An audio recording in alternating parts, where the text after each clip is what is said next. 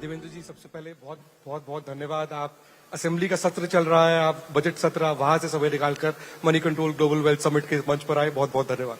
मैं सीधा असेंबली से भाषण करके यहाँ पहुंचा हूँ। सो देवेंद्र जी, आप हिंदुस्तानी राजनीति के कमबैक मैन हैं। आपने बहुत फेमसली कहा था, मी पुनः ये नार।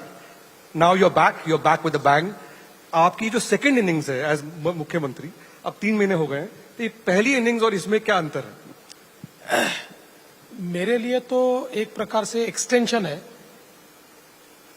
पहली जो मेरी इनिंग थी उसमें जो चीजें हमने की थी उन चीजों को कंप्लीट करने का पिछले 2.5 साल में हमको एक अवसर मिला और उसी को मैं आगे बढ़ाने की कोशिश अब कर रहा हूं। हाँ, मुझमें खुद में एक अंतर मैं देखता हूं कि नाउ आई एम मोर काम एंड कंपोज्ड, और पहले 5 साल में जो एक एंजाइटी होती थी वो मेरे लिए अभी बची नहीं है, और पूरे फोकस के साथ अब मैं काम कर रहा हूं।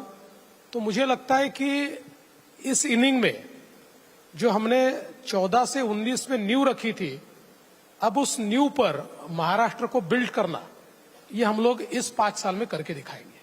देवेंद्र जी, आप कह रहे हैं आप काम एंड कंपोज्ड हैं, लेकिन आपने जो टारगेट्स लिए अपने लिए वो बहुत अग्रेसिव हैं। आपने कहा कि आप महाराष्ट्र को 1 ट्रिलियन इकोनॉमी बनाएंगे और बहुत जल्द। ये कैसे होगा और कितनी जल्दी होगा? देखिए, एक्चुअली हम लोगों ने 2016-17 में पहली बार इस आइडिया को मूट किया, इस आइडिया को लोगों के सामने रखा कि महाराष्ट्र ये पहली $1 ट्रिलियन सब नेशनल इकोनॉमी बन सकती है।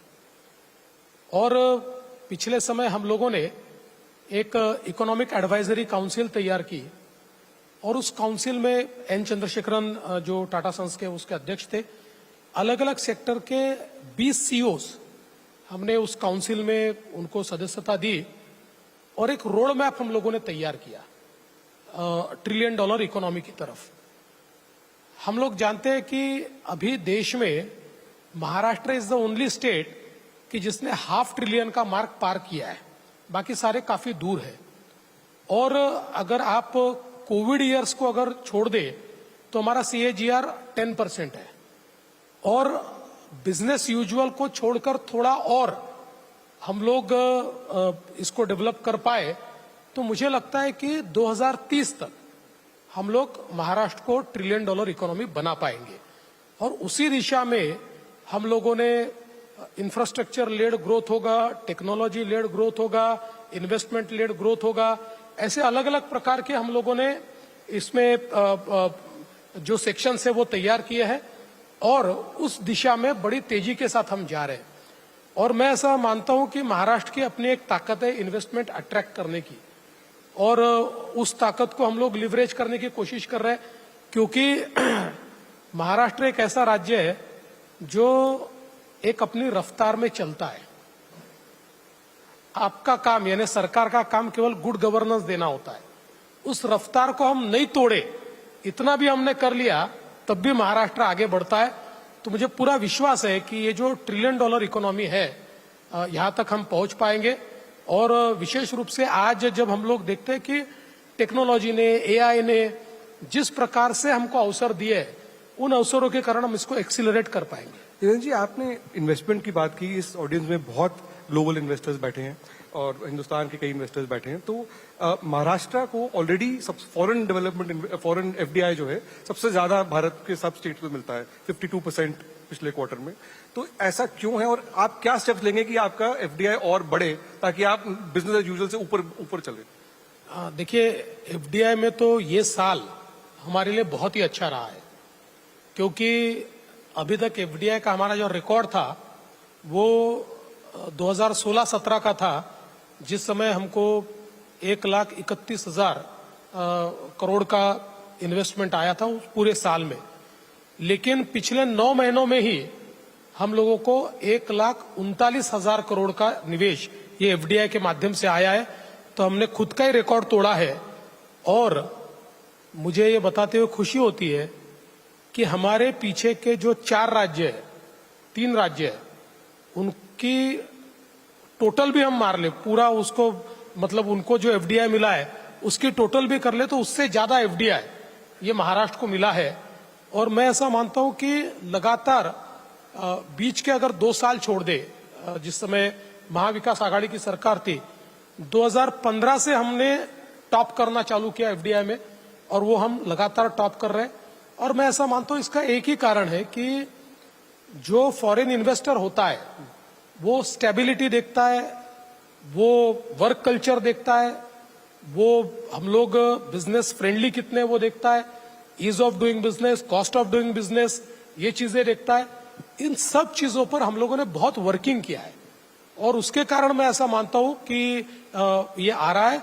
और सबसे बड़ी बात यह है कि जो आपने कहा इसको और कैसे बढ़ा सकते हैं, तो जितने इमर्जिंग सेक्टर्स हैं, ये सारे इमर्जिंग सेक्टर्स की पॉलिसीज हमने तैयार की है टू अट्रैक्ट द इन्वेस्टमेंट। बड़े पैमाने पर ये पॉलिसीज तैयार की है, और इन पॉलिसीज के कारण मैं ऐसा मानता हूं कि बड़े पैमाने पर ये निवेश महाराष्ट्र में आ रहा है। जी, आपने ये भी कहा है कि आप महाराष्ट्र को भारत की फिनटेक कैपिटल और डेटा कैपिटल के रूप में देखते हैं मुंबई को, तो ये इसके क्या मायने हैं आपके हिसाब से, और ये किस तरह से होगा?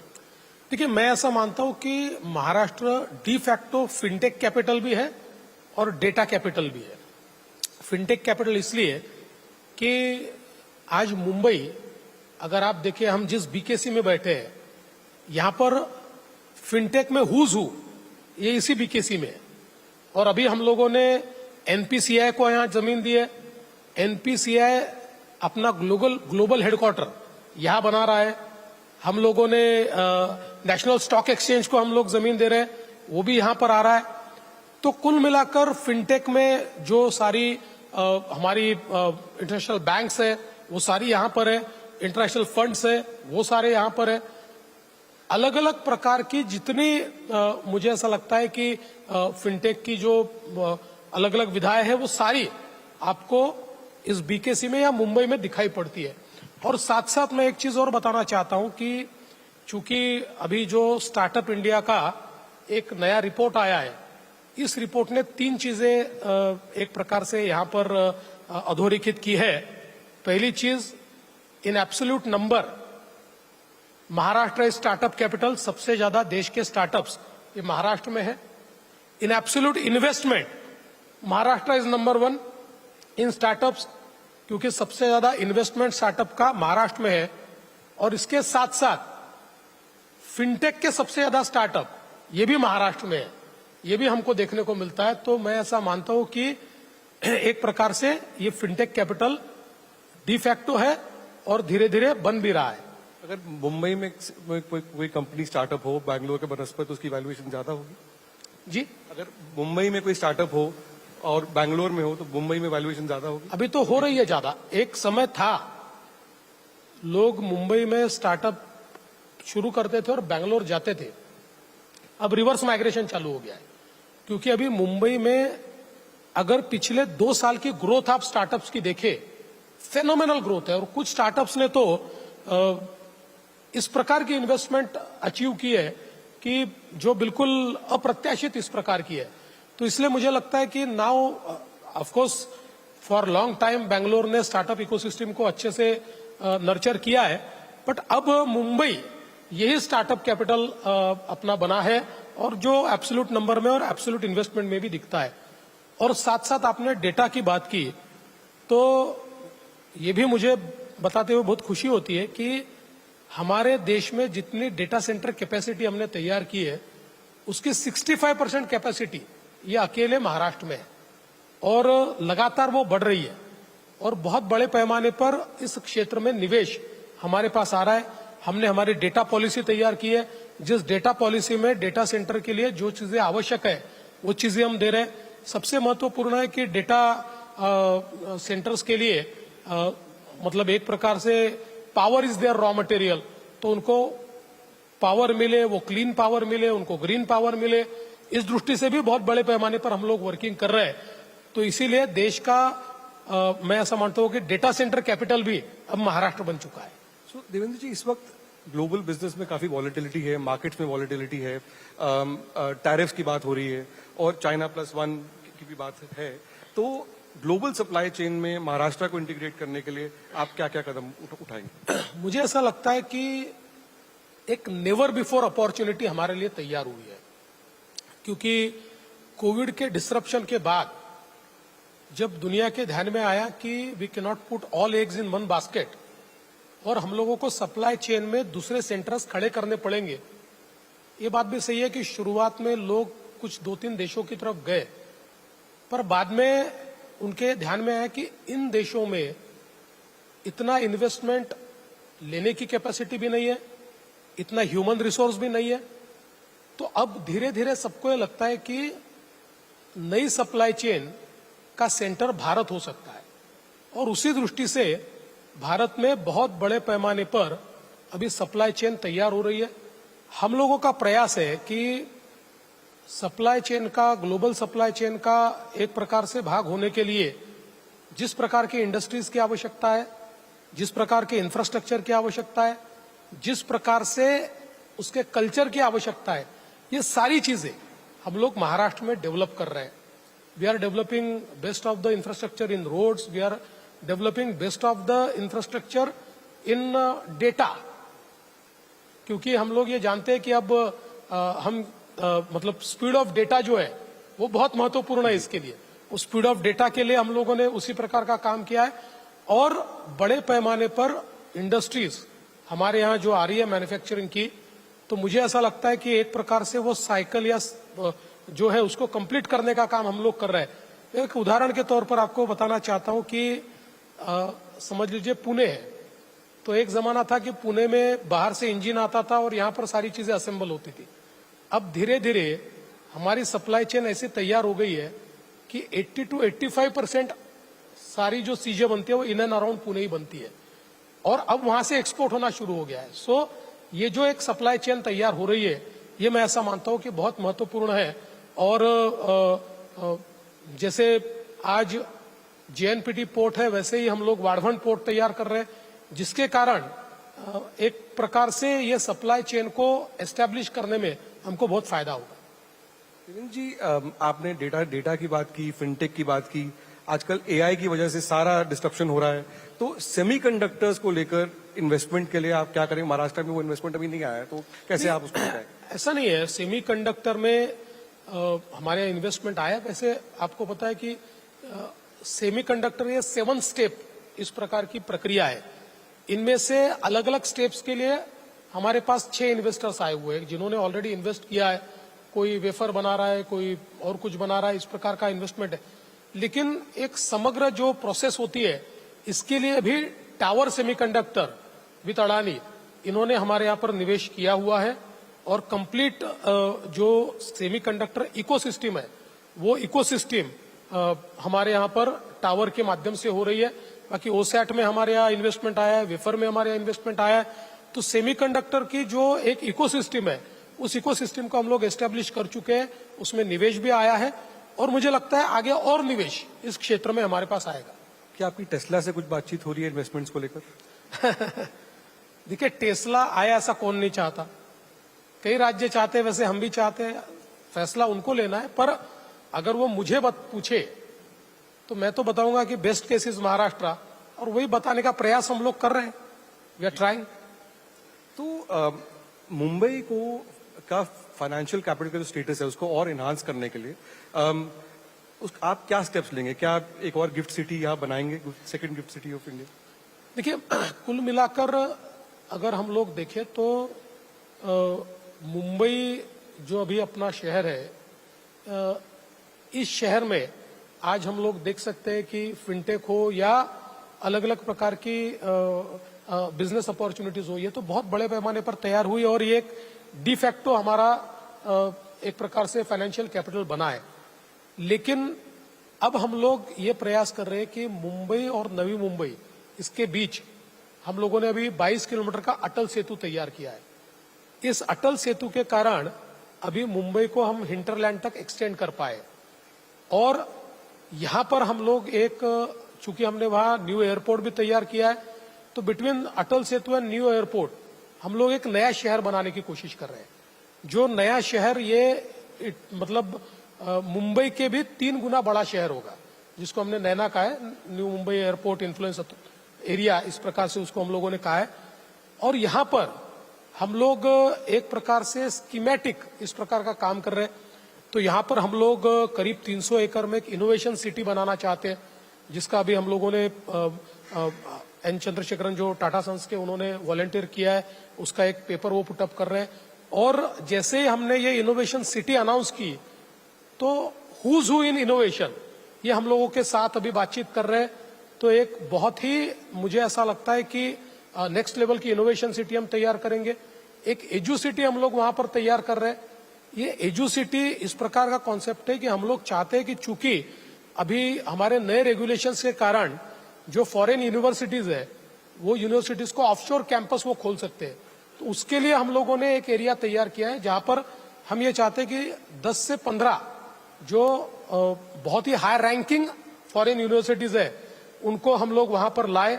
और उसमें से आपकी किसी यूनिवर्सिटी से बातचीत चल रही है? 4-5 अच्छी यूनिवर्सिटीज है। चूंकि नॉन डिस्क्लोजर अभी एग्रीमेंट हमारा उनके साथ हुआ है, इसलिए मैं अभी नहीं बताऊंगा, उचित स्टेज पर मैं बताऊंगा। लेकिन 4-5 जो यूनिवर्सिटीज के साथ हमारी बातचीत अंतिम स्टेज पर है, ये बिल्कुल दुनिया की वेरी हाई रैंकिंग इस प्रकार की जिनका बहुत नाम है, इस प्रकार की यूनिवर्सिटीज हम लोग वहां लाने की कोशिश कर रहे हैं। तो मुझे लगता है कि कुल मिलाकर यहाँ पर हमारा जो इंडस्ट्री 4.0 हम जिसको कहते हैं, जो आज हमारे पूरे इकोनॉमी को एक्सेलरेट कर सकता है, वो सारा इंडस्ट्री 4.0 ये आपको न्यू मुंबई में दिखेगा। और एक नया बिजनेस मैग्नेट के रूप में या एक नया फाइनेंशियल कैपिटल का एक्सटेंशन इस रूप में हम लोग उसको तैयार करने की कोशिश कर रहे हैं। देवेंद्र जी, लोग कहते हैं कि गुजरात को कई बार ज्यादा इन्वेस्टमेंट मिल जाती है महाराष्ट्र के मुकाबले। How do you react to those kind of comments and that observation? देखिए, पहली बात तो यह है कि गुजरात अगर डेवलप होता है तो उसका भी मुझे आनंद है, I am very happy. Karnataka भी होता है तो आई एम वेरी हैप्पी। जहां तक इन्वेस्टमेंट मेरे देश में आ रहा है तो मैं बहुत खुश हूं। अब 10 स्टेट एक दूसरे के साथ कॉम्पीट कर रहे हैं, तो कोई इन्वेस्टमेंट उनके पास जाएगा, कोई हमारे पास आएगा। लेकिन हैविंग सेड दैट, मैं आपको बताना चाहता हूं, अभी जो मैंने आपको एफडीआई के आंकड़े बताए, गुजरात में जितना एफडीआई आया उससे 3 टाइम्स ज्यादा हमारे आया है महाराष्ट्र में, 3 टाइम्स।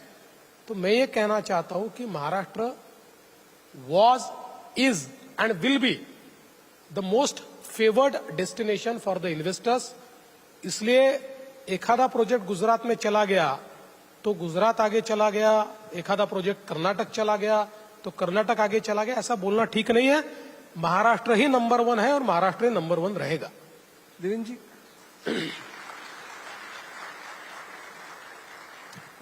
जी, अभी बजट सत्र चल रहा है, चुनाव को हुए अभी 3 महीने हो गए हैं, तो रेवड़ीज को लेकर बहुत डिस्कशन है और चुनाव में कई प्रोमिसेस किए गए जिसकी कॉस्ट बहुत ज्यादा होगी उनकी।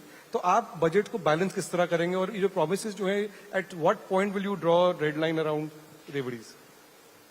देखिए, पहली बात तो यह है कि आपने जो कहा उसमें सच्चाई है कि हम लोगों ने अलग अलग प्रकार की जो योजनाएं शुरू की, आज उसकी कॉस्ट हम लोगों को सालाना 60,000 करोड़ रुपया देनी पड़ती है, 60,000 करोड़। लेकिन इन योजनाओं के माध्यम से मैं ऐसा मानता हूं कि सोशल सेक्टर में हम लोग एक प्रकार की इन्वेस्टमेंट कर रहे हैं। और जैसे हमारी लाडली बहन योजना है जिसमें बहनों को 1500 रुपए हम लोग दे रहे हैं, अब हम लोगों ने उसमें एक नई स्कीम लाई। हमारे यहाँ नागपुर की महिलाओं ने एकत्रित आकर एक फाइनेंस सोसाइटी तैयार की एक, और उस सोसाइटी में 30 लाख रुपए उन्होंने जमा किए छोटे छोटे लोगों से ही, और उसका एक बिजनेस मॉडल तैयार किया।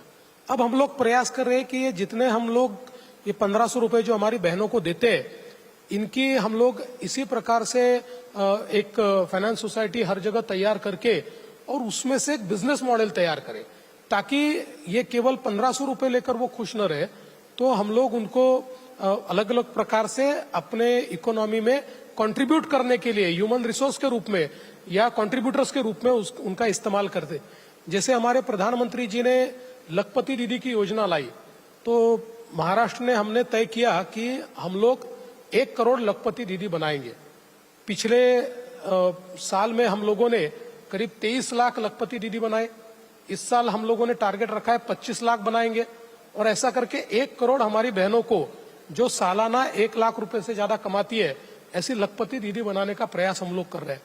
तो ये सही है कि अब ये सारा इन्वेस्टमेंट जब आप लोग इस प्रकार का एक रेवेन्यू साइड पर करते हो तो उसका एक बजट के ऊपर स्ट्रेस तो आता है, लेकिन हम लोग मैनेज करने की कोशिश कर रहे हैं। और हम लोगों ने ये प्रयास किया है कि इसका असर हमारे कैपिटल इन्वेस्टमेंट पर न हो। उस दृष्टि से हम लोगों ने बहुत बड़े पैमाने पर प्राइवेट सेक्टर की मदद से और अलग अलग इंस्ट्रूमेंट्स को तैयार करके हम लोग हमारे निवेश हमारे यहाँ कर रहे हैं। तो मैं ऐसा मानता हूँ कि कैपिटल एक्सपेंडिचर को कम किए बिना हम लोग हमारे बजट को बैलेंस करने की कोशिश कर रहे हैं। देवेंद्र जी, धारावी रीडेवलपमेंट प्रोजेक्ट का भी क्या स्टेटस है? देखिए, धारावी रीडेवलपमेंट प्रोजेक्ट शुरू हो चुका है। इसमें इसका पहला स्टेज ये है कि हाउस टू हाउस सर्वे। तो ये सर्वे 75% कंप्लीट हो चुका है और अपेक्षित ये था कि मार्च के एंड तक ये सर्वे हम लोग पूरा कंप्लीट कर लेंगे, जिसके कारण एलिजिबिलिटी और इन एलिजिबिलिटी इसको हम फाइनल कर पाएंगे। तो वो चीजें मुझे लगता है अप्रैल तक हम लोग करेंगे। लेकिन साथ साथ जो प्रोजेक्ट अफेक्टेड लोगों के लिए या जिनको घर देना है या ट्रांजिट कैंप देना है, उसकी शुरुआत ऑलरेडी हो गई है। जो रेलवे की लैंड हम लोगों ने ली थी, उस लैंड पर रेलवे को कुछ ऑफिसेज बनाकर देना है और बची हुई लैंड पर हम लोग घर बनाना शुरू करेंगे और उसके बाद एक एक सेक्टर को हम खाली करते जाएंगे और कुछ और जगह भी हम लोगों ने घर बनाना शुरू किया है। तो जिसके कारण धारावी का जो ये क्षेत्र है इसको हम लोग स्लम फ्री कर पाएंगे। और मैं ये भी बताना चाहता हूं कि ये पहला प्रोजेक्ट ऐसा है कि जिस प्रोजेक्ट में हम लोगों ने तय किया जो इनएलिजिबल है उसको भी हम छोड़ेंगे नहीं तो दूसरी जगह जाकर झोपड़ा बनाएगा। तो हमने जो एलिजिबल है उनको हम फ्री घर दे रहे हैं और जो इनएलिजिबल है उसको हम लोग रेंटल हाउसिंग दे रहे हैं। और रेंटल हाउसिंग में 12 साल रहकर रेंट पे कर फिर कुछ पैसे भरकर अपने घर का मालिक बन सकता है। इस प्रकार की योजना उसके लिए लाई है। तो मुझे लगता है कि अब धीरे धीरे लोगों के मन में भी उसके प्रति एक बहुत कॉन्फिडेंस तैयार हुआ है। आपने देखा होगा अभी पिछले 15 दिन पहले धारावी के लोगों ने धारावी प्रोजेक्ट के सपोर्ट में एक मोर्चा निकाला। ऐसा बहुत कम होता है, लेकिन एक बड़ा मोर्चा था और लोग कह रहे थे कि धारावी प्रोजेक्ट हमको करना है और इसको आप फास्ट कीजिए। तो मुझे लगता है कि एक बड़ी पॉजिटिव डेवलपमेंट ये है और धारावी को हम पूरा करके दिखाएंगे। देवेंद्र जी, कुछ प्रोजेक्ट्स में अड़चने आई हैं लैंड एक्विजिशन को लेकर, जैसे कि आरामको प्रोजेक्ट में। तो आगे आने वाले जो इन्वेस्टमेंट्स होंगे तो लैंड एक्विजिशन के इश्यूज को आप किस तरह से आपकी अप्रोच क्या रहेगी? देखिए, मैं ऐसा मानता हूं कि ये जो हमारा रिफाइनरी का प्रोजेक्ट था उसमें हम लोगों ने हमारे स्टेट का बहुत बड़ा लॉस किया, क्योंकि जो जगह हमने तय की थी जिसमें लोग तैयार थे, लेकिन उस समय के हमारे पार्टनर उद्धव ठाकरे जी, इन्होंने उसको प्रेस्टीज इशू बनाया और उन्होंने कहा कि किसी भी हालत में हम यहाँ बनाने नहीं देंगे। और उसके बाद वो चीफ मिनिस्टर बने और शायद हम लोग वहाँ नहीं बना पाए। अब हमने नई जगह देखी, उसके भी कुछ अड़चने हमको आ रही है, लेकिन उसको हम दूर करने की कोशिश कर रहे हैं। पर मैं ऐसा मानता हूं कि ये प्रोजेक्ट एक ऐसा प्रोजेक्ट था जो महाराष्ट्र की इकोनॉमी को अगले 20 साल तक एक प्रकार से और देश की अर्थव्यवस्था को भी बदलने की उस प्रोजेक्ट में एक क्षमता थी। अभी मैं केंद्रीय मंत्री महोदय से मिलने गया था और हम लोगों ने उनको ये कहा है कि अब इस प्रोजेक्ट को हम फास्ट ट्रैक पर लाए। वहां पर ये भी विचार चल रहा है कि 60 मिलियन टन की कभी हम लोगों ने कैपेसिटी तैयार नहीं की है, तो इसको 2020 की 3 में करे, इस प्रकार का भी विचार चल रहा है। लेकिन महाराष्ट्र में हम इसको करेंगे। देवेंद्र जी, एक तरफ बात हो रही है 1 ट्रिलियन इकोनॉमी की, एक डबल साइज करने की, दूसरी तरफ महाराष्ट्र में एग्रीरियन डिस्ट्रेस है फार्मर्स को लेकर, मराठवाड़ा और विदर्भा में, और स्पेशली सोयाबीन और कॉटन फार्मर्स का। तो ये जो इश्यूज हैं इसको आप किस तरह से इनको टैकल कर रहे हैं? देखिए, जहां तक सोयाबीन फार्मर्स की और कॉटन फार्मर्स की बात है, तो हम लोग कॉटन और सोयाबीन को एमएसपी पर खरीदते हैं और इस साल हम लोगों ने रिकॉर्ड किया है। जितनी खरीद इस साल हमने की है, मतलब अगर हमारे देश के मध्य प्रदेश, उसके बाद गुजरात, हरियाणा, ऐसे 6 राज्य हैं जो सोयाबीन में काफी अच्छा काम करते हैं। ये 6 राज्यों की टोटल खरीद जितनी है उससे 124% ज्यादा खरीद अकेले महाराष्ट्र ने की है। तो बहुत बड़े पैमाने पर हमने सोयाबीन की खरीद की है, कॉटन की भी खरीद की है। अभी सवाल ये उठता है कि महाराष्ट्र का जो इलाका ड्राउट प्रोन है, क्योंकि 52% महाराष्ट्र ये ड्राउट प्रोन महाराष्ट्र है, 48% ही ब्लेस्ड है। तो हम लोगों ने अभी इसको ड्राउट फ्री करने का एक प्लान तैयार किया है, जहां एक और हम लोग वाटर कंजर्वेशन के माध्यम से, स्मॉल स्ट्रक्चर्स के माध्यम से हम लोग इसको तैयार कर रहे हैं। वहीं हम लोगों ने बहुत एम्बिशियस ऐसे रिवर लिंकिंग प्रोजेक्ट्स तैयार किए हैं, जिसमें एक वैनगंगा नलगंगा प्रोजेक्ट है। इस प्रोजेक्ट में 450 किलोमीटर की नई नदी हम तैयार कर रहे हैं, और इसके कारण जो विदर्भ के 7 डिस्ट्रिक्ट है, ये डिस्ट्रिक्ट टोटली डाउट फ्री होंगे। इस नदी पर 31 डैम्स हम लोग तैयार करेंगे, 2 डैम्स को हम उसकी हाइट तैयार करेंगे, बढ़ाएंगे। और इस कब तक तैयार होंगे? इसकी शुरुआत हम लोग अगले साल करेंगे, 7 साल उसके बाद उसको लगेंगे। लेकिन तो हमारे प्रशासन में किसी को सजा देनी है तो इसको गढ़चिरौली भेजो बोलते थे, इस प्रकार की गढ़चिरौली की स्थिति थी। But now Gadchiroli is becoming the new steel city of India. अब वहां पर जिस प्रकार से स्टील में निवेश आ रहा है, जिस समय मैं पिछले मेरे रेजिम में मैं चीफ मिनिस्टर के साथ साथ गृह मंत्री भी था, उस समय मैंने प्रयास किया, वहां पर पुलिस का संरक्षण दिया और माइनिंग की एक्टिविटी शुरू की। जब शुरू हुई तो माओवादियों ने भी विरोध किया, लोगों ने भी विरोध किया, लेकिन हम लोगों ने शांति के साथ लेकिन पूरी दृढ़ता के साथ माइनिंग को शुरू किया। धीरे धीरे लोकल कम्युनिटीज को उसका फायदा ध्यान में आया। परिणाम ऐसा हुआ कि आज हम लोग देख सकते हैं कि ऑलरेडी वहां पर और हमने ये कहा कि, क्योंकि मैं बताना चाहता हूं कि जो ओर, आयरन ओर गढ़चिरौली में है, हमारे देश का सबसे अच्छा है। The best iron ore is in Gadchiroli, ऐसा और ही कहीं नहीं है। और इसकी माइनिंग शुरू होने के बाद मैंने ये कहा कि इसको केवल एक कॉलोनी की तरह उपयोग मत लाइए, यहाँ पर एक पूरी स्टील की इकोसिस्टम तैयार होनी चाहिए। और उस समय हमने एक जगह वहां पर स्टील इंडस्ट्री के लिए दी। अभी अभी मैंने पिछले महीने उसका उद्घाटन किया, और 25 मिलियन टन का एक और प्लांट अभी लॉयड के माध्यम से वहां लग रहा है। अभी अभी हम डावोस में थे तो हमने 25 मिलियन टन के प्लांट के लिए हम लोगों ने 30 मिलियन के, जो शायद देश का सबसे बड़ा प्लांट होगा, उसके लिए हमने JSW के साथ एक MOU किया है, और वो भी वहां पर करीब 1.5 लाख करोड़ का निवेश कर रहे हैं। और ऐसे कई एक और हम लोगों ने वहां पर बड़ा प्लांट, उसका भी हम लोगों ने भूमि पूजन किया है। तो एक प्रकार से पूरी इकोसिस्टम ये वहां पर तैयार हो रही है, और आने वाले दिनों में देश की सबसे बड़ी स्टील कैपेसिटी ये गढ़चिरौली में हमको देखने को मिलेगी। तो अभी तक जिस गढ़चिरौली को हम लोग माओवादियों के लिए जानते थे, अब वो steel city and steel hub of India हो रहा है। हम गढ़चिरौली में एक नया एयरपोर्ट भी तैयार कर रहे हैं। हमने गढ़चिरौली को समृद्धि महामार्ग से एक एक्सेस कंट्रोल हाईवे से जोड़ने का काम शुरू कर दिया है।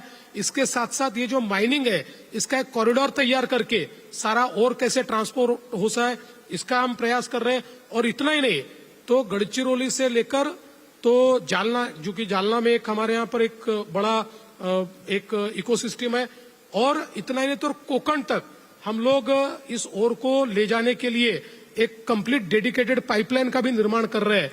तो मुझे ऐसा लगता है कि बहुत बड़े पैमाने पर ये बदलाव आज गढ़चिरौली में हम देख रहे हैं, और इसका परिणाम ऐसा है कि धीरे धीरे नॉर्थ गढ़चिरौली से नक्सलवाद, माओवाद खत्म हो गया।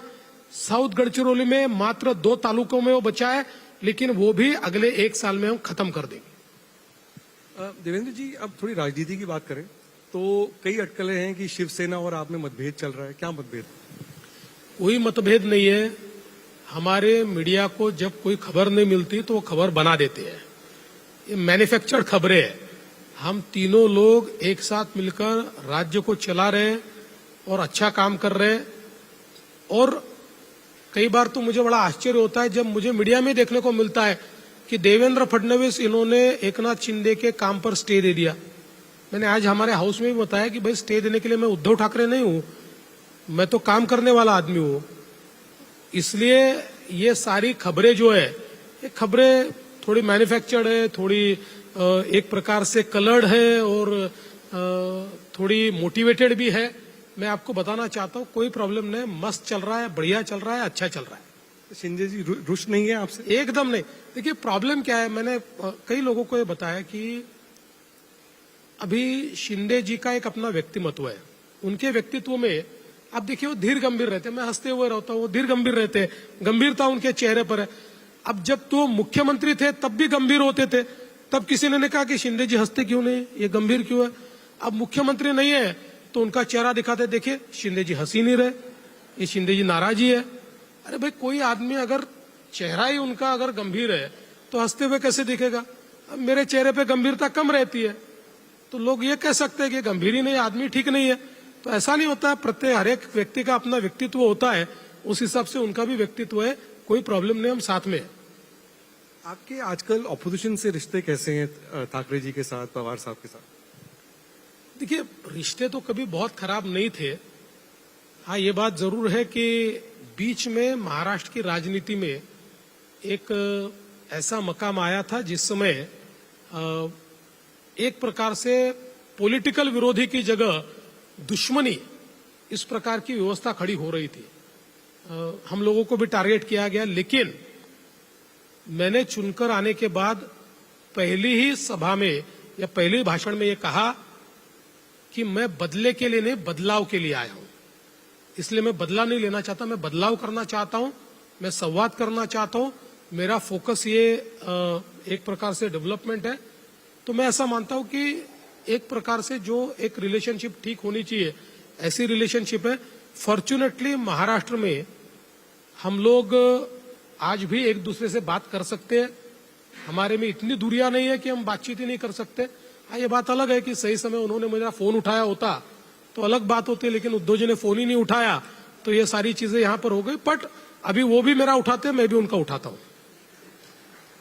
तो अब दोनों एक दूसरे के फोन उठा रहे हैं तो फिर से साठगांठ हो सकती है? देखिए फोन पे हम लोग साठगांठ की बात नहीं करते हैं। अभी 60 नहीं और गांठ नहीं, ये आप गांठ बांध लीजिए कि कोई साठगांठ नहीं है। तो आप कह रहे हैं कि कभी एनसीपी के साथ आपका फिर से अरेंजमेंट नहीं होगा? देखिए मुझे ऐसा दिखाई नहीं पड़ता। मैं आजकल बड़ा बच के बात करता हूं, क्योंकि पॉलिटिक्स में नेवर से नेवर होता है, कब क्या हो जाए। और पिछले 5 सालों ने तो हमको ये सिखा दिया कि पॉलिटिक्स में कोई भी किसी के साथ कभी भी जा सकता है। इसलिए बड़ा बच के बात करता हूं। लेकिन जो पॉलिटिकल सिनारियो मुझे दिखाई पड़ता है, जो हमारी दिशा दिखाई पड़ती है, उसमें अब शरद पवार जी के साथ या उद्धव जी के साथ हमारा कोई गठबंधन हो सकता है, ऐसी परिस्थिति नहीं है। अभी जो बीएमसी के चुनाव जो आने वाले हैं तो उसमें कहा जा रहा है कि शायद भाजपा अकेले उम्मीदवार खड़ी करेगी, ऐसा है क्या कि महायुति कायम रहेगी? 100% महायुति ही बीएमसी का चुनाव लड़ेगी, भाजपा अलग नहीं लड़ेगी। और मुंबई में महायुति का मेयर हम लोग बैठाएंगे। आखिरी सवाल, आपने कहा कि अब फोन उठाए जा रहे हैं एक दूसरे के, तो अभी विधानसभा का सत्र चल रहा है, लीडर ऑफ ऑपोजिशन नहीं है क्योंकि उनके पास दोनों पार्टी, सारी ऑपोजिशन पार्टियों में इतने नंबर नहीं लीडर ऑपोजिशन बने। Will you allow a leader of opposition even though they don't have the numbers? See it is not about me allowing, क्योंकि लीडर ऑफ अपोजिशन किसको देना है, उसके क्या नियम है, ये अपॉइंट करने का अधिकार गवर्नमेंट का नहीं है, स्पीकर का है। It is a sole prerogative of the speaker. Speaker के पास उनकी अर्जी गई है। स्पीकर साहब हमारे लॉयर है, एक बहुत ही सूझबूझ के साथ काम करने वाले स्पीकर है। उनको कॉन्स्टिट्यूशन और हमारे नियम इनके 100% जानकारी है। इन सारी चीजों को खंगालेंगे और एक उचित निर्णय जो भी in the interest of democracy होगा वो स्पीकर साहब लेंगे।